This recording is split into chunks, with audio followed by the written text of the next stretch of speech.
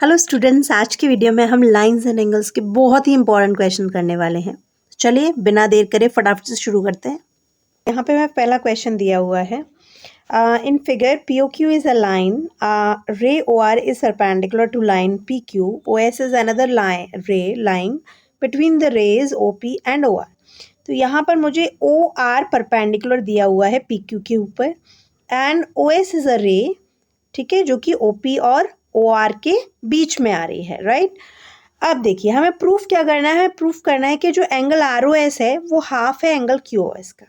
सबसे पहले मैंने यहाँ पे क्या किया, आपको पता है कि जो पी ओ क्यू है वो एक स्ट्रेट लाइन है, राइट। जब ये स्ट्रेट लाइन है तो स्ट्रेट लाइन के ऊपर जितने भी एंगल्स होते हैं उनका सम कितना होता है, 180 डिग्री, राइट। तो angle P O S plus angle R O S plus angle R O Q कॉस टू 180 हो जाएगा। अब हमें पता है कि जो ओ आर है वो परपेंडिकुलर है, तो मतलब ये एंगल कितने डिग्री का होगा, आर ओ क्यू 90 डिग्री।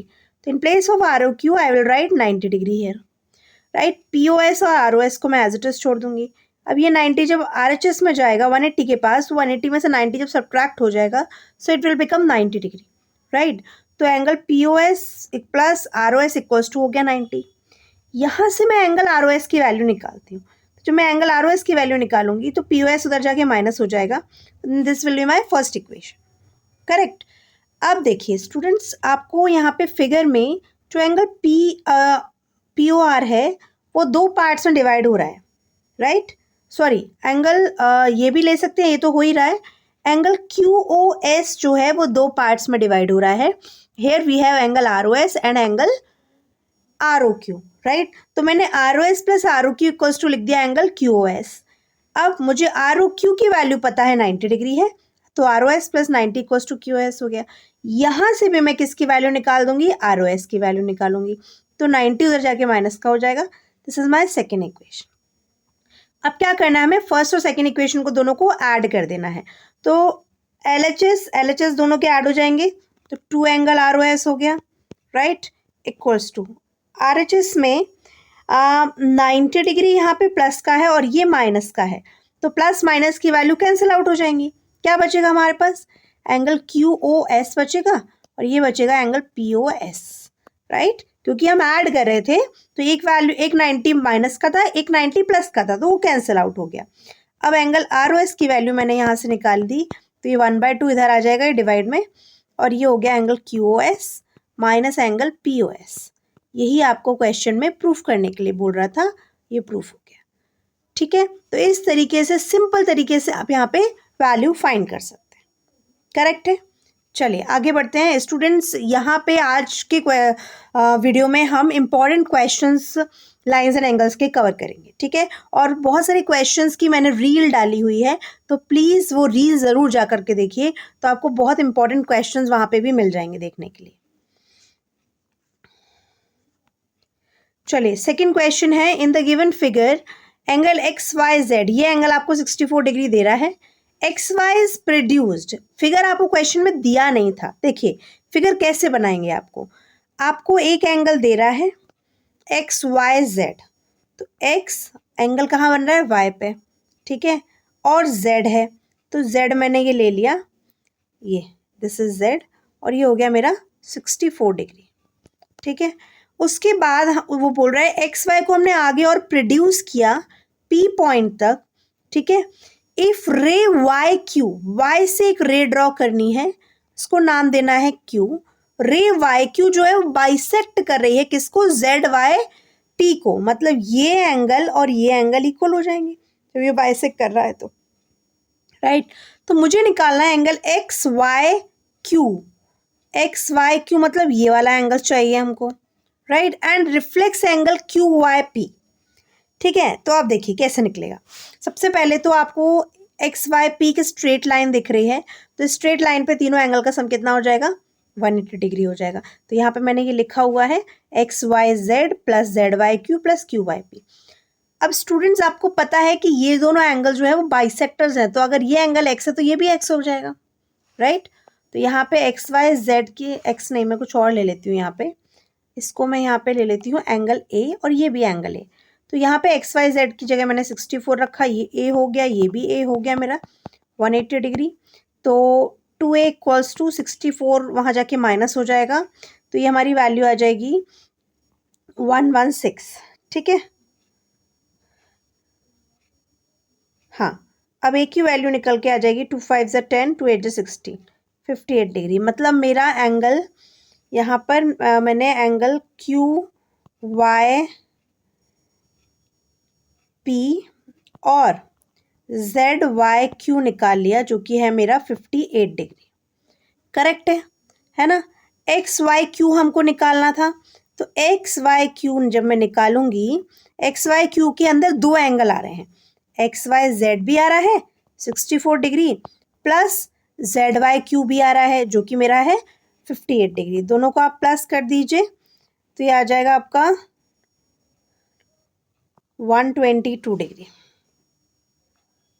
है ना, ये आ जाएगा आपका। तो एक्स वाई क्यू एक एंगल हमारा निकल करके आ गया, एक्स वाई क्यू की वैल्यू हमारी 122 डिग्री निकल करके आ गई। एक वैल्यू, एक आंसर हमारा आ गया।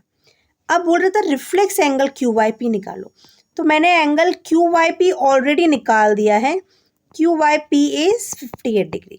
तो ये स्टूडेंट्स, जब भी आप रिफ्लेक्स एंगल निकालते हैं ना, तो रिफ्लेक्स एंगल के लिए क्या करना होता है हमको, रिफ्लेक्स एंगल के लिए जो एंगल है उसको 360 में से माइनस कर दीजिए।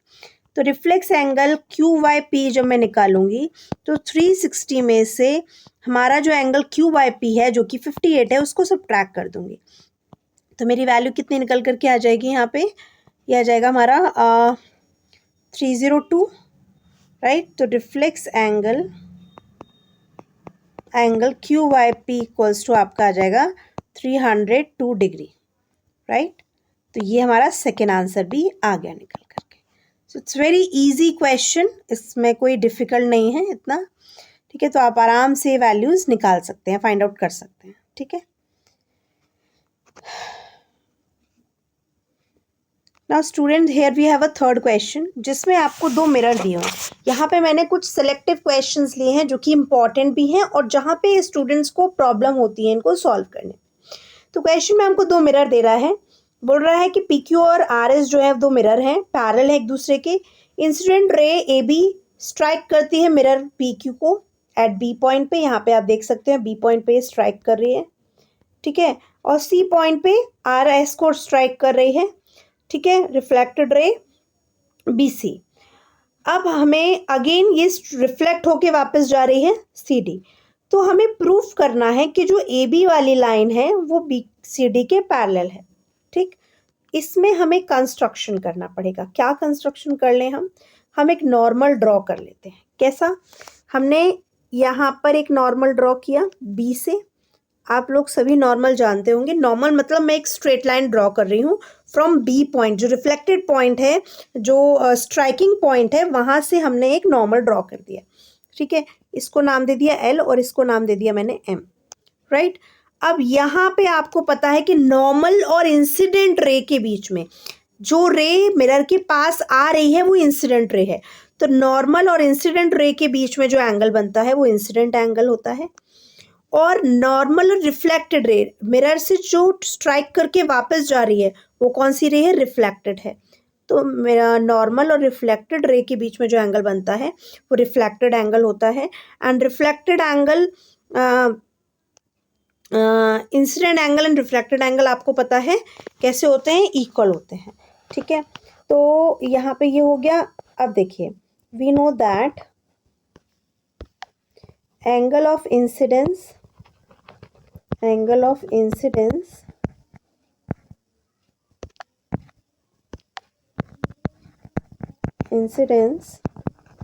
इज इक्वल टू, मैं डायरेक्ट लिख देती हूँ यहाँ पे, angle of reflection, right. Angle of incidence और एंगल ऑफ रिफ्लेक्शन इक्वल हो गया। अब हमारे लिए देखिए, जो मिरर सी, जो आप आर एस है, उसके लिए जो बी सी वाली लाइन है वो इंसिडेंट का काम करेगी और ये रिफ्लेक्टेड का काम करेगी, राइट। तो हम यहाँ पर लिख रहे हैं, इसको मैं नाम दे देती हूँ एंगल 1 एंड एंगल 2, राइट। देखिए, ये हो गया मेरा एंगल 1, ये हो गया मेरा angle 2, this is 3 and this is 4। तो अब क्या होगा, एंगल 1 एंगल 2 के इक्वल है एंड एंगल 3 एंगल 4 के इक्वल है, राइट।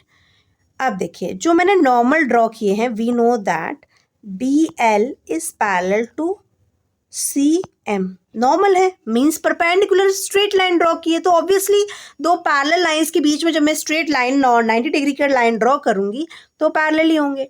तो जब BL और CM पैरेलल हैं तो इससे क्या होगा कि एंगल 2 और एंगल 3 भी इक्वल हो जाएंगे। ये हमारे ऑल्टरनेट इंटीरियर एंगल्स हो गए, राइट। अब एंगल 2 और एंगल 3 इक्वल हैं तो एंगल 1 और एंगल 4 भी इक्वल होंगे, आपस में होंगे ना। एंगल 1 और एंगल 4 भी इक्वल हो जाएंगे।